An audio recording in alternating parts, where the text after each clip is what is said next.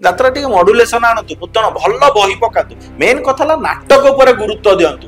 ନାଟକ ଉପରେ ଗୁରୁତ୍ୱ ନାହିଁ, ଫାଟକ ଉପରେ ଗୁରୁତ୍ୱ।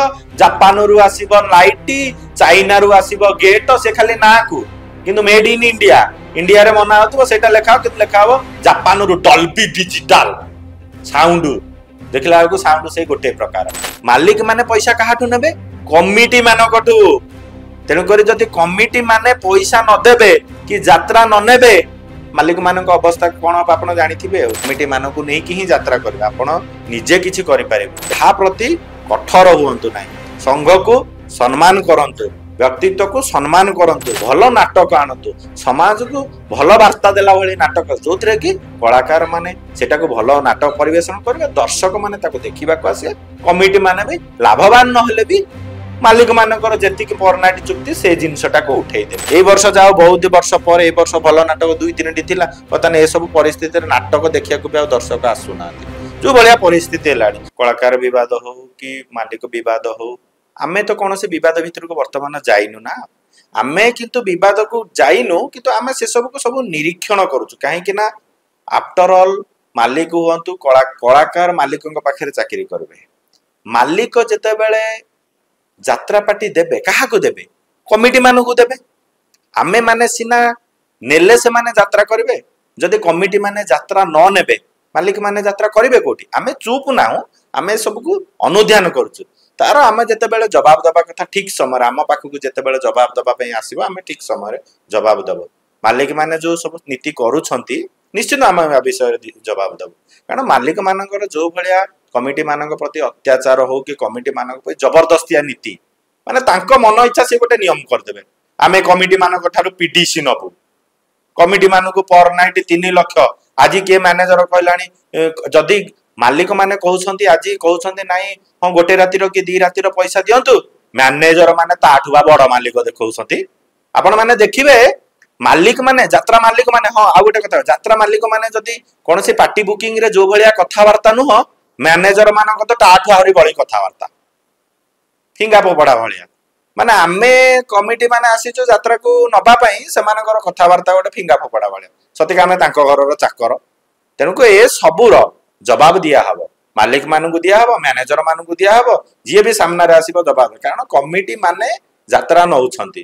ତେଣୁକରି କମିଟି ହୁଅନ୍ତୁ, ମାଲିକ ହୁଅନ୍ତୁ, ଡାଇରେକ୍ଟର ହୁଅନ୍ତୁ, କର୍ମଚାରୀ ସଂଘ ହୁଅନ୍ତୁ, କଳାକାର ସଂଘ ହୁଅନ୍ତୁ, ଏଇଟା ଗୋଟେ ସମସ୍ତଙ୍କ ଭିତରେ ଗୋଟେ ସମନ୍ୱୟ, କଥା ବ୍ୟବହାର ଚାଲିଚଳନ ଏସବୁକୁ ନେଇକି ବିଶ୍ୱାସରେ ସେମାନଙ୍କର ବେପାର ହୁଏ। ବର୍ତ୍ତମାନ ଯୋଉ ପରିସ୍ଥିତି ହେଲାଣି, ଆଗରୁ ଦେଖନ୍ତୁ ଏଇ ଯୋଉ କଳାକାରଙ୍କର ଏଗ୍ରିମେଣ୍ଟ କଣ ହଉଥିଲା, କଥାରେ ଚାଲିଥିଲା, ବର୍ତ୍ତମାନ କଣ ଏଗ୍ରିମେଣ୍ଟ ହେଲାଣି। ଏଗ୍ରିମେଣ୍ଟ ଉପରେ ବର୍ତ୍ତମାନ ଆହୁରି ବିଭିନ୍ନ ପ୍ରକାର ହେଲେଣି। ଏଇ ଯୋଉ ଆମ କମିଟି ମାନେ କାହିଁକି ପିଡିସି ନେବେ?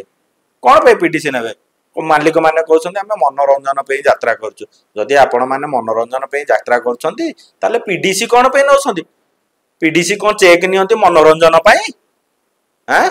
ଯଦି ସେମାନେ ଏଇ ଜିନିଷଟାର ମାନେ କିଛିଟା ତାଙ୍କର ନାହିଁ, ଯାତ୍ରାକୁ କିମ୍ବା ଯାତ୍ରାକୁ କଳାକୁ ପ୍ରୋତ୍ସାହନ ଦଉଛନ୍ତି, ତାହେଲେ ଆଗେଇ ଆସନ୍ତୁ, କମିଟି ମାନଙ୍କ ସହିତ ଆଲୋଚନା କରନ୍ତୁ, ଯାତ୍ରା ଉପରେ ନିର୍ଭର କରି ଯେତେ ସବୁ ସଂଘ ଅଛି ସେମାନଙ୍କୁ ସମ୍ମାନ ଦିଅନ୍ତୁ।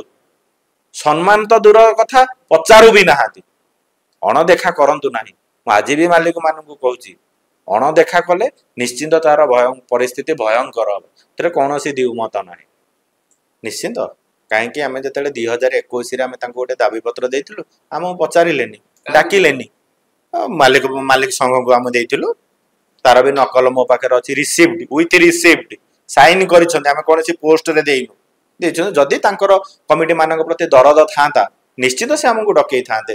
ନିଶ୍ଚିନ୍ତ ଏହାର କିଛି, ମୋ କହିବା କଥା, କିଛି ମାଲିକ, ସବୁ ମାଲିକ କଣ ଏହାର ଗୋଟେ ନାପସନ୍ଦ କଲେ? ତାହେଲେ ସମସ୍ତେ ଗୋଟେ ନାଉର ମଞ୍ଜି, ସମସ୍ତେ ସେ ଗୋଟିଏ ସ୍ୱର ଦେଲେ।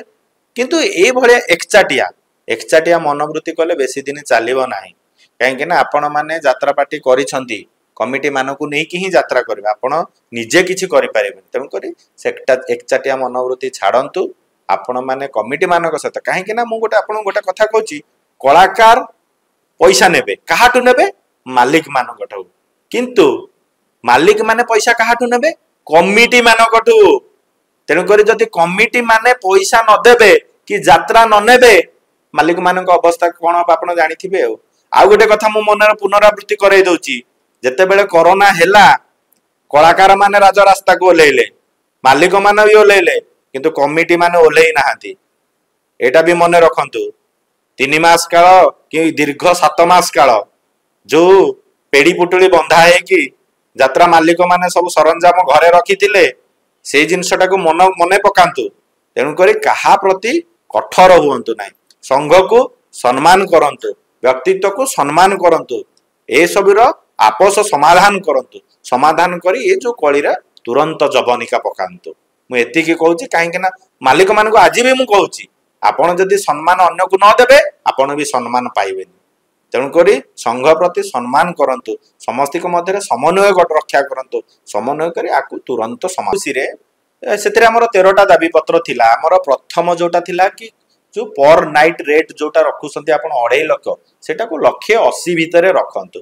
180 रु 2 लाख भितर रखंतु जहा फल कि टिकेट रेट 150 रु 200 हबो बहुत लोक भी देखि पारिबे जहा फल कि यात्रा आहरी लोक मानक पाखे पहुंची पारिबो सेटा को अणदेखा कले आ गोटे आमे कहलु जदि आपण से जिनसट करिवेनी आपनकर तो नाटक रे दम नाही जदि नाटक भल नाटक करूथान आपण आ गोटे जिनिस यात्रा रे मॉड्यूलेशन नाही गोटे स्टाइल रो चलची नूतनत्व नाही यात्रा टिके मॉड्यूलेशन आणतु नूतन भल बही पकातु मेन कथा ला नाटक ऊपर गुरुत्व दियंतु नाटक ऊपर गुरुत्व नाही फाटक ऊपर गुरुत्व जापान रु आसीबो लाइट चाइना रु आसीबो गेट से खाली ना को किंतु मेड इन इंडिया इंडिया रे मना होतबो सेटा लेखाओ किंतु लेखाओ जापान रु डॉल्बी डिजिटल साउंड देखला को साउंड से गोटे प्रकार ए सब भ्रमित न करिकी नाटक ऊपर फोकस दियंतु भल नाटक आणतु समाज को भल वार्ता देला भली नाटक जोथरे कि कलाकार माने सेटा को भल नाटक परिवेषण करबे दर्शक माने ताको देखिबा को आसे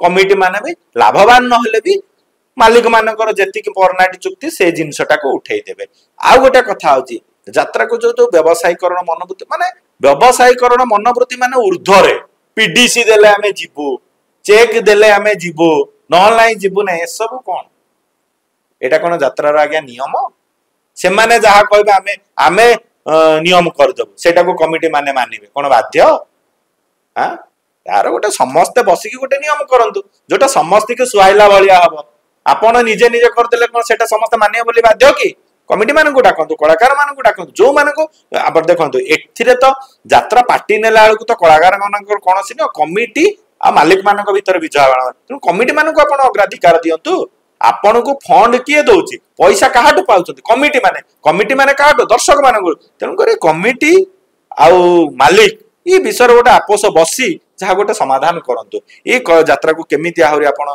लोक मान पाखे पहुंची सरलीकरण करें यात्रा रेट को कम करंतु टिकेट रेट को कम करंतु नाइ जदि आपणकर नाटक भल नाटक करंतु कमिटी मान को परसेंटेज रे यात्रा करंतु कमिटी रो लॉस होबनी आपणकर लॉस आपणकर नाटकर दम अछि फाटकर जदि कहउछन्ती नाटक फाटक लाइट हमर सब दम अछि ताले आपण करूनाते परसेंटेज रे कैंप काहे की कॉन्ट्रैक्टर करूछन्ती कोन पई करूछन्ती एटा कले तो ऑटोमेटिक कमिटी माने आ एते लॉस सहीबेनी आ गोटे कथा मु देखुची कमिटी माने किछि कमिटी जदि माने पैसा देई पारुनांती तांको जबरदस्ती तो करूछन्ती तांको कोन करूछन्ती कोर्ट नोटिस भी करूछन्ती माने चेक बाउंस चार्जेस भी कर एथुरो भी क्षांत रहंतु एटा कले आपनकर सम्मान बढ़िबनी सम्मान हानि हबो आपण चिंता करबानो जो माने ए सब धंदा करूछन्ती तांको यात्रा पार्टी रो वर्तमान स्थिति कोन से माने देखंतु मालिक माने निजे से जिनस को परखंतु मुआ विशेष किछि कहूनी से निजुक निज ए जिनसटा को परखंतु नहले यात्रा दिन को दिन विपथगामी हबो विपथगामी तो ऑलरेडी हेलानी बुडी जीव मत सिनेमा इंडस्ट्री भली यात्रा भी बुडी जीव सिद्धि दर्शक आसना दर्शक काहे के आसीबे ए जो कंट्रोवर्सी होउची दर्शक तो आसु नाहंती दर्शक यात्रा प्रति मुह फेरेइले ए वर्ष जाओ बहुत वर्ष पर ए वर्ष भल नाटक 2-3 थिला पताने ए सब परिस्थिति रे नाटक देखिया को भी दर्शक आसु नाहंती जो भलिया परिस्थिति हेलानी ए सब कंट्रोवर्सी भीतर तेनु करे कमिटी माने लॉस होउछन्ती जो माने लॉस होउछन्ती माने परवर्ष वर्ष को यात्रा नबा को डरिवे ना वर्तमान ए परिस्थिति चलची सेही परिस्थिति रे